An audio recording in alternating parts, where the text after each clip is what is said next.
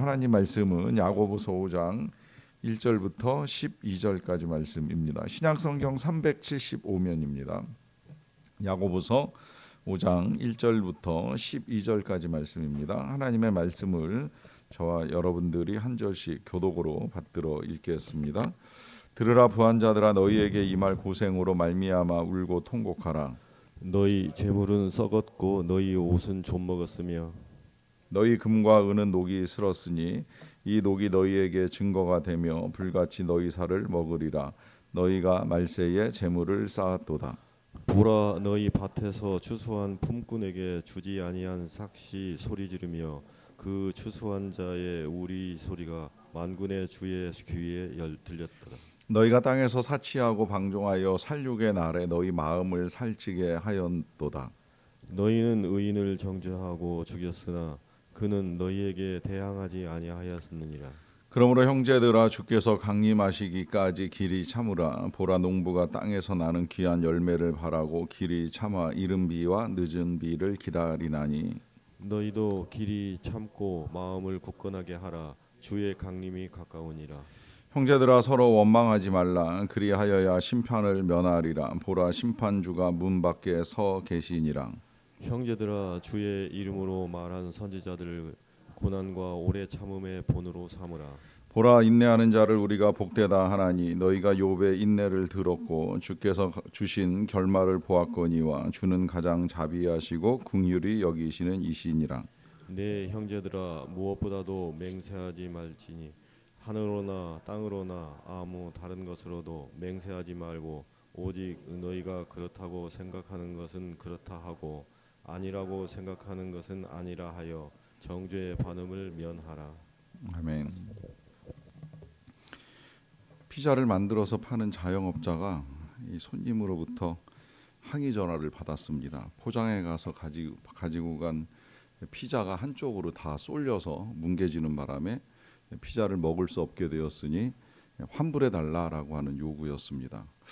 포장해 간 피자가 한쪽으로 쏠린다는 게 이제 이해할 수 없는 이 업자가 그러면 피자를 갖고 와서 보여주면 이제 환불을 해주겠다 했어요. 그런데 사간 사람이 이미 다 버렸기 때문에 갖다 줄 수 없다 하는 이야기를 하며 당장 돈을 보내지 않으면 이제 별점 테러를 하겠다라고 하는 협박을 했습니다. 그렇다고 해서 그냥 돈을 보내는 건 있을 수 없다 생각을 하고 결국은 별점 테러를 받았는데 이제 도대체 뭐가 문제인가 하는 이제 질문이 기사로 올라왔습니다. 특히 이제 업자 입장에서는 나중에 CCTV를 확인해 보니까 가져가는 사람이 가져가는 동안에 이 피자 포장 자체를 이제 끼우려서 드는 바람에 한쪽으로 쏠리지 않을 수 없는 이제 그런 상태에서 본인이 들고 갔기 때문에 책임이 본인에게 있음에도 불구하고 이것을 환불해 달라고 요청하는 일이 있게 된 것이죠. 기사를 읽어가면서 그런 생각이 들었어요. 참 몇 푼 안 되는 돈 가지고 참 비굴한 일들이 일어나고 있구나. 이 시대가 워낙에 이 돈이 중요한 시대이다 보니까 그 만몇천 원짜리 피자를 포장해 가고 하는 이런 일련의 과정에서도 거짓말이 나오고 하는 이제 이런 문제가 생기는구나 하는 생각을 하게 되었습니다.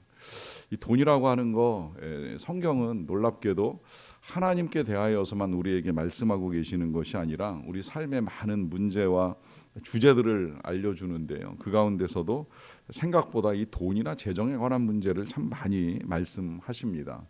적어도 200번 이상 좀 뭐 광범위하게 이것도 돈과 관련된 것이라고 잡아보면 2000번 가까이 돈에 관한 문제를 성경이 우리에게 말씀을 하고 있는 것을 볼 수가 있습니다. 그 이유는 이것이 사실 뭐 실제로 이제 우리도 겪어 나가는 것처럼 이 삶과 직결된 문제이기 때문입니다. 돈 없이 살 수 있는 사람은 없잖아요. 아무리 우리가 정말 사람이 떡으로만 사는 건 아니라고 하는 말씀을 알고 있다 할지라도 실제로 먹지 않고 또 돈 없이 살아간다라고 하는 건 생각하기 힘든 시대를 살아가고 있습니다. 그러하기 때문에 하나님께서 현실적으로 이 문제를 어떻게 해야 되는가, 특별히 우리 예수님께서도 많은 경우에 이제 여러 가지 말씀을 해 주셨는데요. 뭐 예를 들면 우리 익히 알고 있는 말씀 중에 이제 부자가 천국에 들어가기가 얼마나 어려운지 낙타가 바늘길을 통과하는 것보다도 훨씬 어려운 문제다 이제 이렇게 말씀을 하셨습니다. 그러다 보니까 이 말씀을 이 맥락 속에서 제대로 이해를 하지 못하게 되면 마치 부는 악이 되고 또 비는 이제 선이 되는 이제 오해를 불러오기도 하고요. 또 반대로 이제 우리나라에서는 과거에 가끔은 뭐 지금도 그런 표현이 사용되긴 하지만 부유하면 잘 산다, 가난하면 못 산다 이제 이런 표현을 사용해 왔습니다. 사실 잘 살고 못 사는 문제는 부에 달린 문제가 아니라 선하게 사느냐 악하게 사느냐의 문제로 결정을 해야 될 것인데 마치 부하면 잘 사는 것으로 선하면 못 사는 것으로 이렇게 표현을 하다 보니까 이제 부와 빈에 대한 이제 오해도 있었고요. 또 실제로 또 이스라엘 백성들은 오랜 역사 속에서 하나님이 말씀하실 때에도 뭐 자손만대 복을 주신다, 뭐 번성케 한다 하는 이런 말씀들이 있다 보니까 이제 부하면 복을 받은 것이고 가난하면 벌을 받은 것이다라고 하는 이제 오해도 적지 않았습니다. 또 반대로 이제 오늘 본문 같은 경우를 보시게 되면 들으라 부한 자들아 너희에게 임할 고생으로 말미암아 울고 통곡하라 너희 재물은 썩었고 너희 옷은 좀 먹었다 하는 이런 말씀으로 쭉 이어져 나가는 것을 보면 마치 정말 부가 잘못된 것처럼 말씀하시는 것 같이 우리의 귀에 들려올 수 있습니다. 여기서 이제 우리가 오늘 이 본문과 함께 명확하게 이해해야 될 것은 잘 사는 것이 중요한 것이지 부한 것이 문제는 아니라는 이야기예요. 못 사는 것이 문제인 것이지 지금 이 빈곤이 선이라고 볼 수도 없다라고 하는 것이죠. 중요한 건 이것이 지금 썩었다, 좀 먹었다, 녹슬었다, 뭐 심지어 너희 살을 먹는다라고 말씀하시는 이유가 무엇인가를 봐야 하는데요.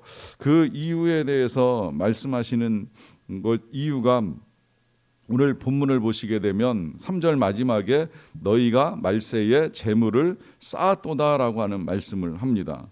자, 말세에 재물을 쌓는 것이 왜 문제이겠습니까? 여러분 요즘은 지금 장수 시대가 되어서 이제 모든 남녀의 평균이 90세를 넘어가는 시대가 되어가지고 우리가 뭐 여러 가지 정보를 통해서 들으신 바대로 은퇴 이후에 최소 한 30년에서 40년까지도 살아야 되는 문제가 우리 눈앞에 놓여 있어요. 그러면 재물을 쌓지 않고 어떻게 살아갑니까?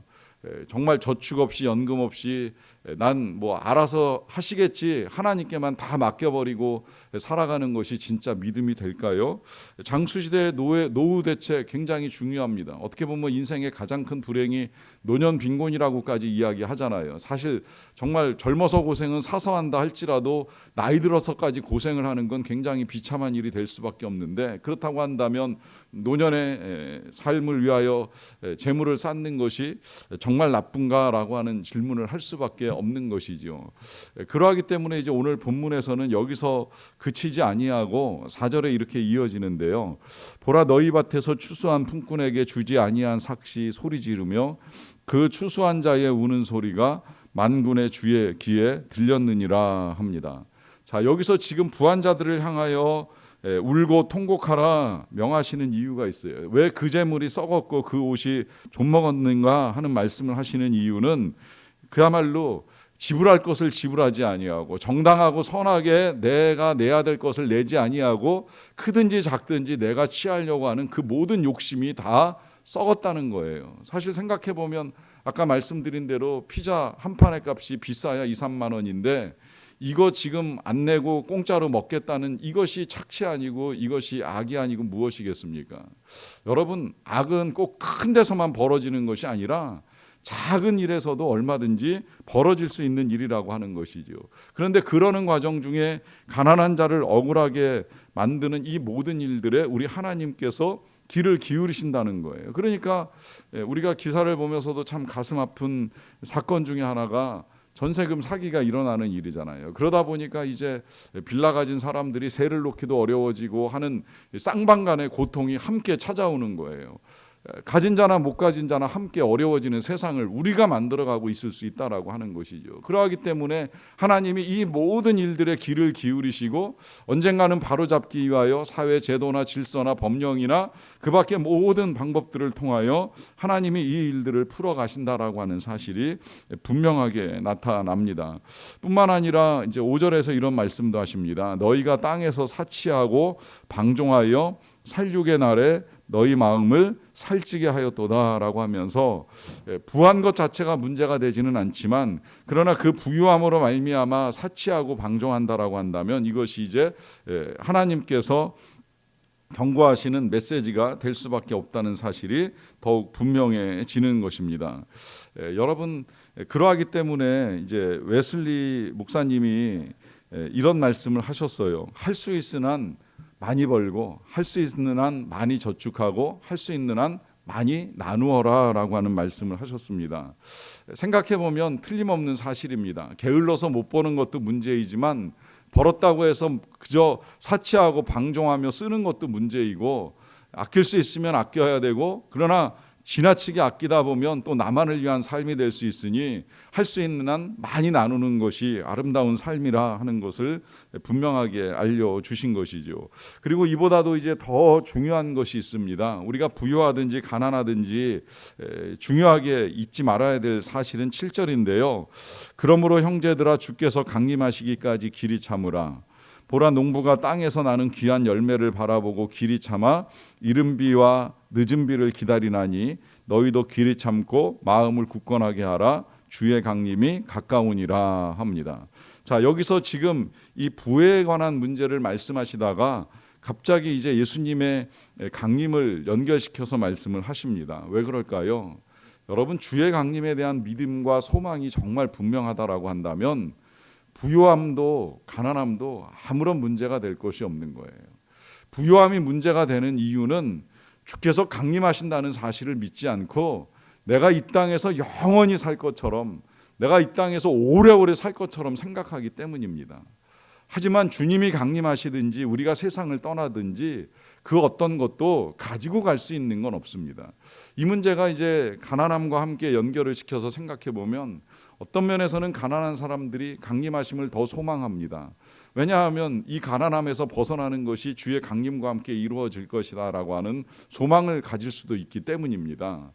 그만큼 부유함은 주의 강림하심의 소망으로부터 우리를 약하게 만들어버리고 또한 가난함은 주의 강림하심을 크게 기대하게 만드는 것이죠. 하지만 주의 강림을 기대하는 건 내가 가난하고 사는 것이 고난이고 힘들기 때문에 강림할 일도 아니거니와 또한 내가 부유하기 때문에 좀 더 천천히 오셨으면 좋겠다고 미뤄야 될 일도 아니라고 하는 것이죠. 우리의 형편이 어떠하든지 부유하든지 빈곤하든지 우리에게 있어서 예수님이 이 땅에 다시 오시고 심판하시고 우리를 구원하신다는 이 사실만큼은 분명해야 된다라고 하는 것입니다. 그래서 소망을 가진 자에게 당부하는 건 길이 참으라라고 하는 당부를 하시는 거예요. 또 마음을 굳건하게 하라라고 하는 당부를 하시는 거예요. 뿐만 아니라 9절에서는 이런 당부도 하십니다. 형제들아 서로 원망하지 말라. 그리하여야 심판을 면하리라라고 하는 말씀을 하십니다. 왜 강림을 기다리는 자에게 서로 원망하지 말라라고 하는 말씀을 하실까요? 주의 강림을 기다리신다고 하는 이 말은 우리가 예수 그리스도의 고난을 믿는다는 말씀과 연결되어 있는 거 아니겠습니까? 예수님의 강림을 기다리는 건 그 예수님께서 나를 위해 고난당하시고 부활하셨다가 승천하셨기 때문에 강림을 믿는 것인데, 그렇다면 그 예수님의 고난은 누구 때문에 이루어진 일입니까? 바로 나 때문에, 우리 때문에 이루어진 일입니다. 그러하기 때문에 나 때문에 고난당하신 예수님을 우리가 분명히 알고 믿는다면 누구 때문에, 당신 때문에 내가 이런 일을 겪는다라고 하는 이유로 원망하거나 비판하거나 하는 일들을 할 수가 없게 되는 것이지요. 그래서 우리에게 필요한 건 오직 인내하는 것이고, 그 인내함을 선지자와 예수님이 고난과 오래 참음으로 본을 보이셨기 때문에 우리는 인내하며 나아갈 수가 있는 것입니다. 어떤 상황에서도 끝까지 인내하며 참는 자에게 은혜를 베푸시는 하나님의 참 부요와 평강이 우리에게 임하기를 기대하는 마음을 가져야 합니다. 결론적으로 우리가 돈이 있다 하여 침대를 살 수 있을지는 모르겠지만 안락함을 살 수는 없습니다. 돈으로 맛있는 음식을 먹을 수 있을지는 모르겠지만 식욕을 구할 수는 없습니다. 돈으로 집과 건물을 살 수 있을지는 몰라도 행복한 가정을 이룰 수는 없습니다.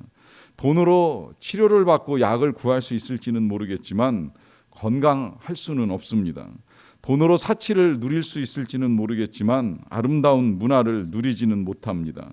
돈으로 쾌락은 사지만 행복은 사지 못합니다. 돈으로 금목걸이를 살 수 있을지는 모르지만 십자가의 은혜를 누리지는 못합니다. 여러분, 우리에게 필요한 것은 돈에서 오는 것이 아니라 주님께로부터 옵니다. 주님이 주시는 복과 은혜를 누릴 수 있는 저와 여러분 다 되시기를 간절히 축원합니다. 기도하시겠습니다. 사랑과 은혜가 풍성하신 아버지 하나님 감사합니다. 오늘도 우리가 주님과 함께 하루를 시작할 수 있는 은혜를 베풀어 주셔서 진심으로 감사를 드리옵나이다. 우리의 살아가는 모든 나날들이 다 하나님의 은혜입니다. 하나님의 공급하심이 아니면 우리가 어찌 살겠습니까? 주의 은혜로 말미암아 오늘도 우리가 이만큼의 평안을 누리고 이만큼의 건강을 누리고 이만큼의 안정을 누립니다. 모든 것을 허락하시는 하나님께 감사를 드리옵나이다. 주님께서 주셨기에 주님께서 주신 것들을 우리가 사치하거나 방종하는 일에 사용하지 않기를 원합니다. 때를 따라 필요를 따라 나누고 또 함께 섬기고 또 준비하고 저축하고 여러 가지 삶에 필요한 것들을 채워나가며 살아갈 수 있게 되기를 원합니다. 하나님, 우리가 돈을 쫓아 살아가는 인생이 되지 않게 하여 주시고 돈이 따라오는 인생들이 되게 하여 주시옵소서. 그렇게 살아갈 수 있도록 먼저 여호와를 경배하고 하나님을 섬기는 가운데에 우리에게 허락하시는 그 풍성한 은혜를 함께 누리며 살아가는 모든 주의 백성들이 되게 하여 주시기를 간절히 원합니다. 우리에게 있어야 될 것을 아시는 하나님께서 우리의 필요를 채워주시기에 오늘도 여러 가지 소원을 가지고 하나님께 기도를 드립니다. 특별히 지금도 중환자실에 계신 우리 어머님들을 긍휼히 여겨주시기를 원합니다. 깨어나게 하시고 치료되게 하시고 회복되게 하시고 다시 건강을 찾는 은혜가 하나님께로부터 임하게 하여 주시옵소서. 어떤 물질로도 어떤 의술로도 할 수 없는 그 모든 일들을 우리 하나님께서 하실 줄로 믿고 간절한 마음으로 간구하옵나니 주께서 도우사 회복의 은총을 누릴 수 있도록 도와주시옵소서. 하나님, 그 밖에도 여러 가지 어려움 가운데 인내함을 가지고 하나님께 기도를 드리는 가정들이 있사옵나이다. 각 가정의 형편과 사정을 헤아리시는 하나님께서 은혜를 베풀어 주심으로 말미암아 선한 판결과 결정이 이루어지게 도와주시고 또 필요한 것이 공급되게 하여 주시고 공급의 통로가 막히는 일이 절대 일어나지 아니하도록 하나님께서 채우시는 은혜를 누리게 도와주시옵소서. 하나님의 은혜 가운데 슬로베니아 단기팀이 오늘 교회를 출발했습니다. 이제 탑승 수속을 마치고 비행기를 타고 또 먼 길을 가게 될 터인데 여정 가운데 함께하여 주시고 오늘의 일정 속에서 모든 것들을 지키시고 인도하시는 하나님의 놀라운 능력과 은혜를 체험하며 돌아올 수 있도록 도와주시옵소서. 선교지의 여러 가지 어려움들도 헤아려 주시고 하나님의 은혜 가운데 선교하시는 분들의 그 선교를 통해 많은 자들이 복음을 듣고 구원함을 입는 역사도 이루어 갈 수 있도록 도와주시기를 간절히 원합니다. 오늘도 우리나라에 하나님의 크신 은혜가 임하기를 간절히 원하옵고 감사드리며 예수님의 이름으로 기도하옵나이다. 아멘.